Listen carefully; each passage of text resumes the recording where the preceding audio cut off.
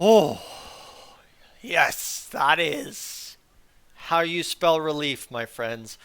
Yes, the Oilers have been rolling hot. They won three in a row, and now, they've got to go out there and play the Seattle Kraken, and it's a home game, and you've been on the road for four, and somehow, some way, the Oilers pull off exactly what they've done so far against the Pacific Division in the last four straight games. Another win, another big divisive or decisive, decisive, decisive victory against the Pacific Division. That's where we sit. Right, the Oilers win 5-2 against the Kraken tonight. It's a fourth straight win in net for Jack Campbell, who was in net for Stuart Skinner, who just got his legs back under him the past couple of days. And now all of a sudden, our Edmonton Oilers are looking real good. Here's the thing, though. That still doesn't convince me that we don't need an upgrade, because every good team can always use getting better. Friends, this is Dolynny TV. Good evening and welcome back to another edition of Edmonton Oilers post-game coverage here on the channel, as I'm ready to recap this one with you. But before we get to that, friends, of course, the housekeeping notes. If you're new to this channel, well, I want you to consider sticking around and hitting that subscribe button here on Dolynny TV, like 62 other people have today, of which I cannot thank enough for doing as such. But before we get too far to things today as well, you see up here the leave a like on the video thing. I'd be very grateful if you could let me have a little bit of free feedback by hitting that like or dislike button. That's up to you. Feedback is feedback at the end of the day. Let's get to it, friends. A 5-2 victory. Like I said, Jack Campbell stellar in this one tonight. He did have a glove goal again, like earlier in the season where the puck hits his glove and then glove flips back and it goes in the net. He had another one of those tonight. Hey, you know what? You win three in a row, you win a fourth one. Even though you do that, we are well and fine to allow you a goal like that against.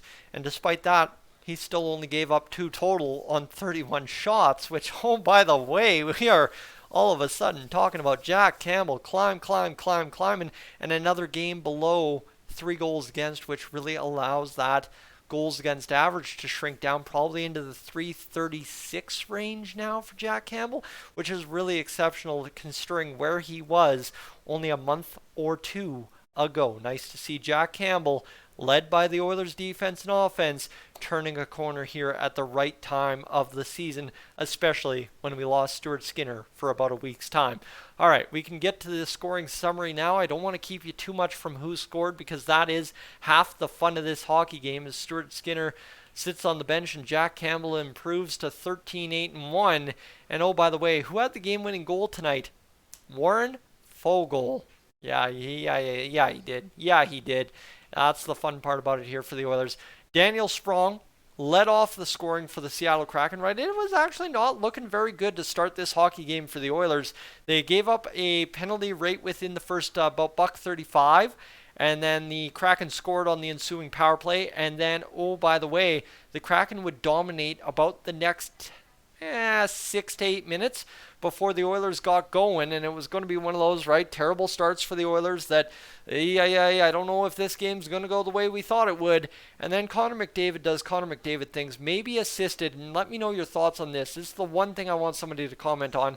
Maybe assisted by a sneaky trip at the blue line by Zach Hyman to set Connor McDavid in one-on-one to score the first goal of the game for the Oilers, his 38th of the season, assisted by none other than Leon Draisaitl.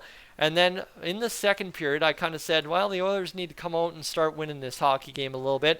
Derek Ryan, who was placed on the trade block actively by the Oilers today, makes his sixth goal of the season happen, thanks in large part to a point shot by Vinny Desharnais that gets through. A great keep in at the blue line, by the way, by Vinny Desharnais to then fire the point shot that gets through Martin Jones, and Derek Ryan buries his sixth in the blue paint, and Dylan Holloway scores the fifth assist of his season.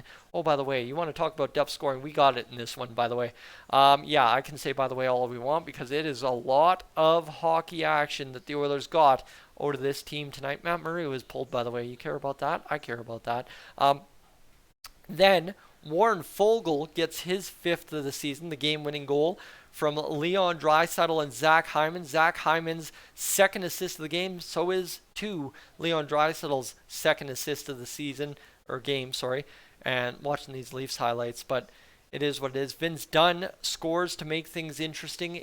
At the time, 3-2 hockey game for the Edmonton Oilers, and they needed to get a big result in the back half of that period, and that they did, as they were able to skate it home, but not before 2 goals in the front half of that period. Sorry, these Leafs highlights are so distracting.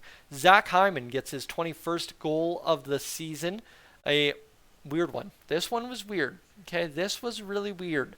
You want to talk about how weird this one was? Zach Hyman's just in the middle of the slot trying to dance with the puck, and suddenly it's poked off of his stick, and it fools everybody, including himself, going right past Martin Jones, an own goal from the Seattle Kraken somehow, some way.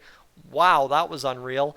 And then, well, yeah, the Oilers needed one more depth goal. Derek Ryan, Warren Foegele, and who else would make sense? Derek Ryan scored, Warren Foegele scored. You have a 4th line of, Ryan McLeod, who gets the assist from Dylan Holloway. It's McLeod's 6th. It's Holloway's 6th. And just because Jay Woodcroft was able to wind it down by not playing the top dogs the full game, guess what? Zach Hyman picks up his 29th assist of the season as well. A 3-point outing for Zach Hyman, which nets the Oilers a 33-shot effort. Warren Foegele, the 3rd star. Dylan Holloway, the 2nd star. In 9 minutes and 42 seconds time on ice, he picks up 2 assists. And Zach Hyman, a goal and 2 assists in 21 minutes of ice time tonight. I would not be surprised if he led the way for the Edmonton Oilers tonight. Oh, by the way, Mr.